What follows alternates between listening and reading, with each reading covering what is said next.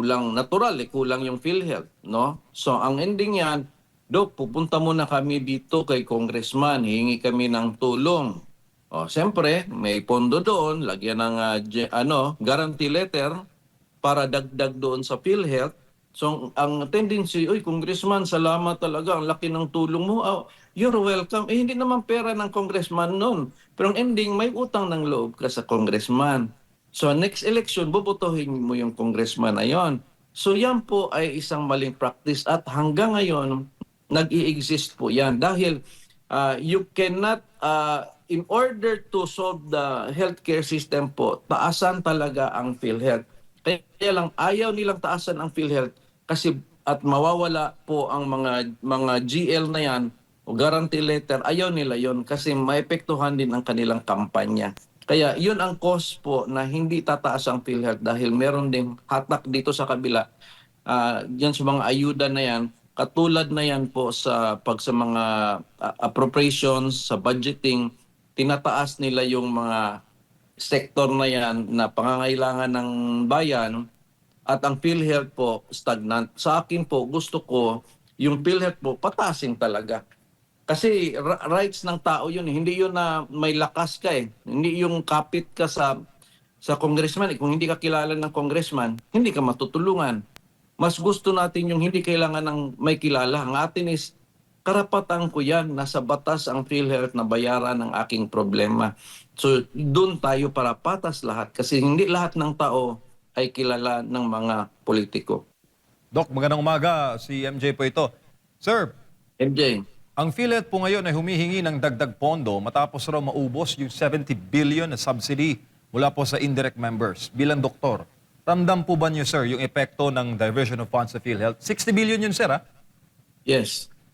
Yes po, ramdam natin yun na dahil being a doctor, may mga pasyente tayong nahihirapang magbayad.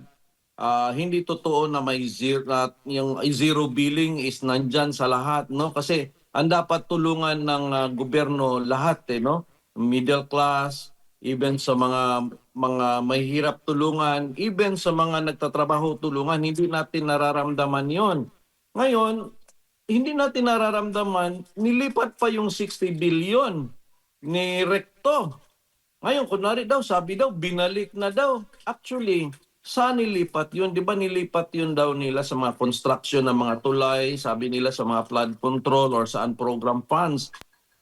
Malaking chance po yung PhilHealth po, kasali sa maleta yon nung nalipat eh. Ngayon, nabalik na daw galing sa pondo ng bayan.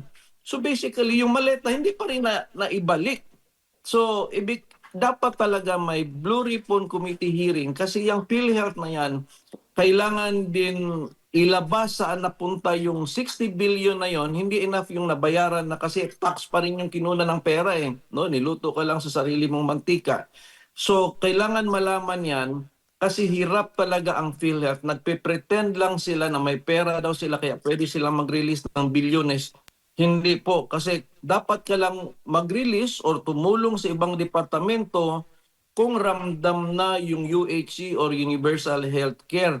Which is hanggang ngayon po ay hindi pa nararamdaman ng buong Pilipinas. So, mali ang ginawa ni Recto. At mali ang ginawa po ng PhilHealth, even the DOH Secretary, hindi niya pinigilan ang ginawa ni Recto. Mali din siya, isa siyang hindi niya na safeguard no, ang pondo ng PhilHealth. So, hirap ang PhilHealth, kailangan tulungan, huwag kunan. At papanagutin ang dapat managot. Opo, batay po sa pahayag ng PhilHealth, ito pong kanilang President and CEO na si Dr. Erwin Mercado. For the first 4 months lang po, Doc, ng taong natin, 2026, 152 billion pesos na raw po ang kanilang nagastos.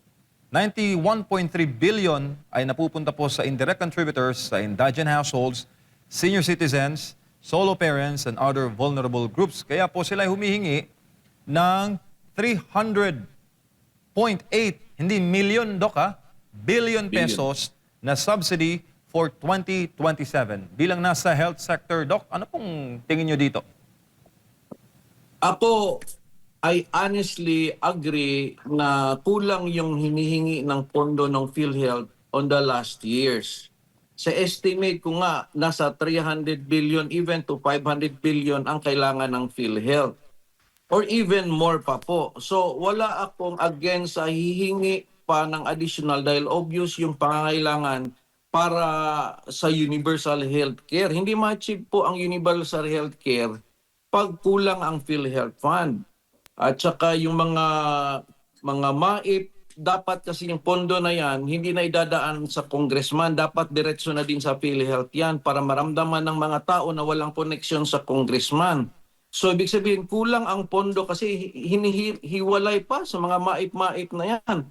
So yes, kailangan ng malaking pondo ang PhilHealth para ma-achieve ang universal healthcare. Ang atin lang is i-check din kung tama ba yung paggamit.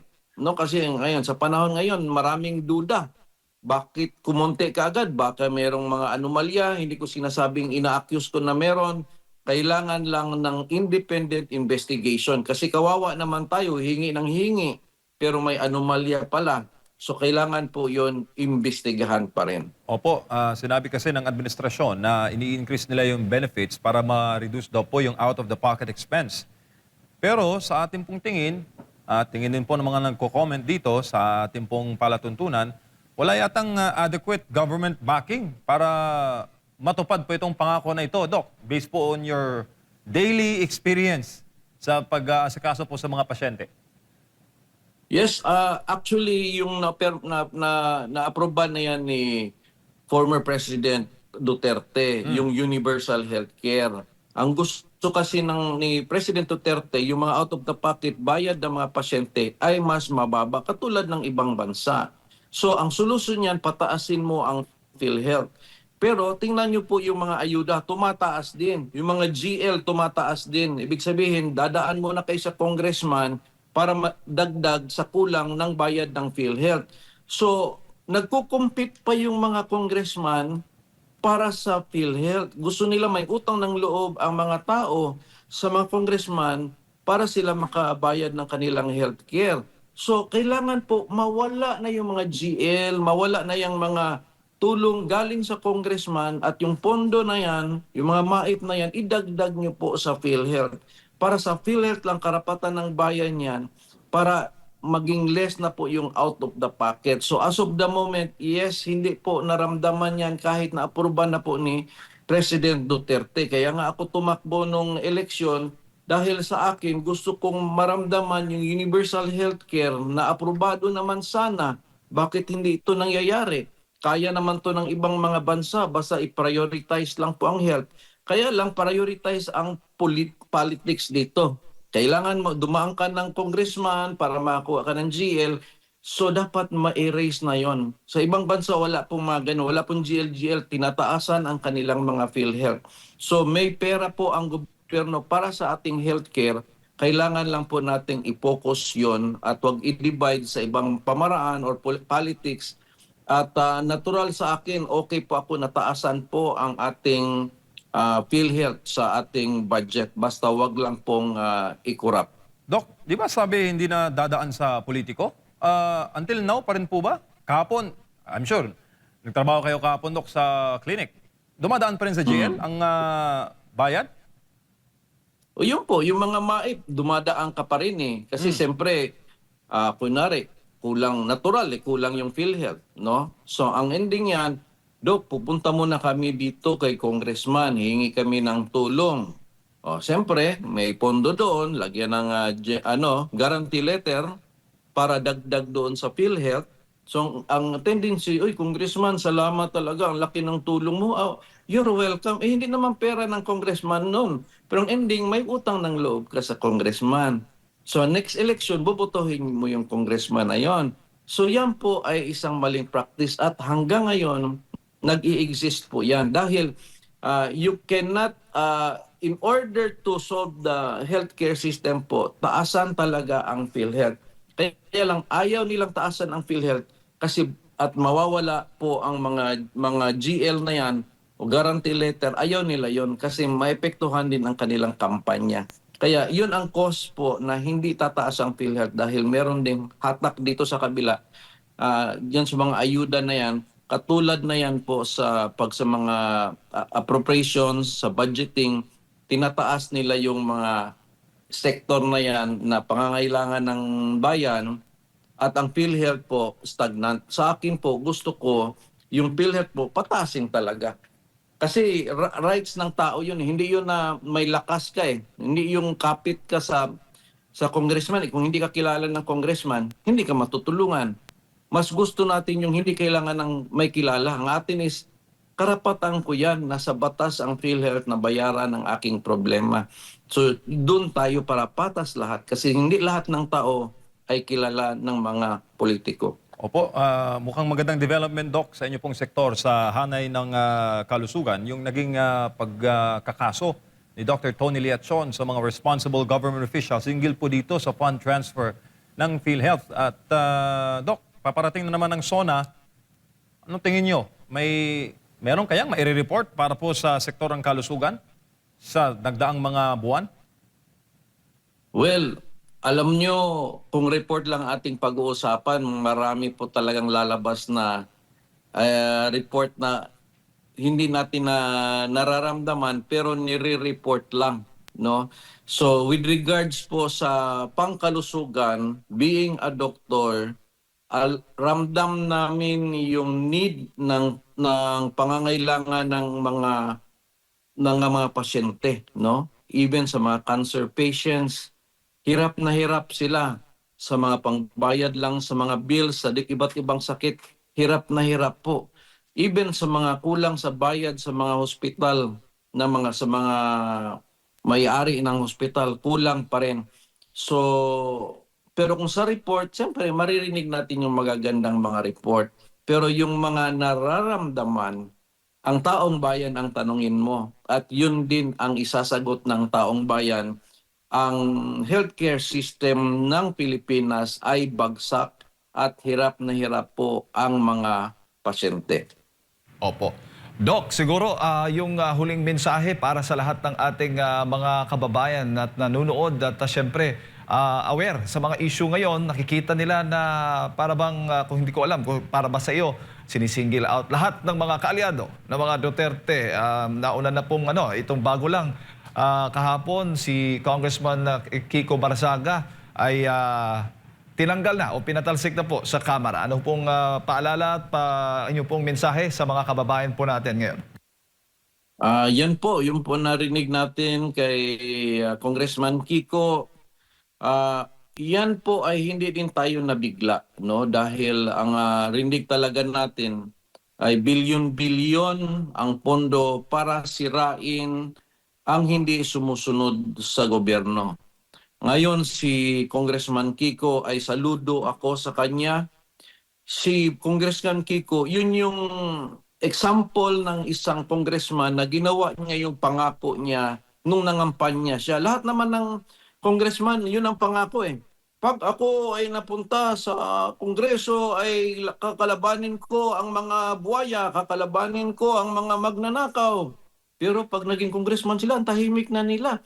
Pero si Kiko Barzaga, yung sinabi niya sa kanyang eleksyon, kampanya, yun ang ginagawa niya. Isabihin, ayaw nila yung taong totoo.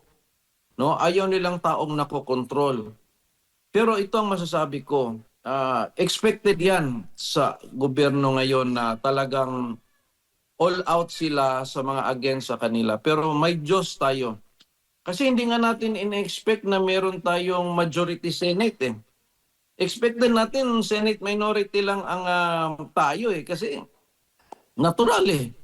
Pero itong naging majority tayo, masasabi natin talaga sa panahon ngayon, Senate majority tayo. That's a miracle from God na bakit gano'n na nangyari. So, ibig sabihin, hindi tayo iniiwan ng Diyos. Ang atin lang is pagdasal natin, no? Ako po'y, alam ko si Kiko Barzaga, ako po'y pipilitin ko pa rin siyang tumakbo sa ibang pamaraan dahil sayang ang kanyang kakayahan at inspirasyon niya para sa buong Pilipinas. At ang maganda po ay nakangiti lang po siya. So, sige lang. Okay lang yan dahil expected yan. Pero we can feel the presence ng ating Ama na itong sa Senate majority intact tayo. So ibig sabihin po, malaki ang aking nakikitang pag-asa, lalo na sa revelasyon na makikita natin sa Blue Ribbon Committee. At with that, dahil lalabas ang katotohanan, lalong maglalak-in ang mga Senate majority, kasi sino namang gustong lumundag pa sa kabila kung malalaman na ang mga sikreto. So we expect na even siguro sa minority, baka may lulundag pa tuloy sa majority, malaking chance yun. And then hanggang ano po yan, hanggang 2028. So God is with us, and miracles are still happening po. So yun po ang aking advice. Wag lang masyado tayong mahinaan ng loob dahil may pag-asa pa po.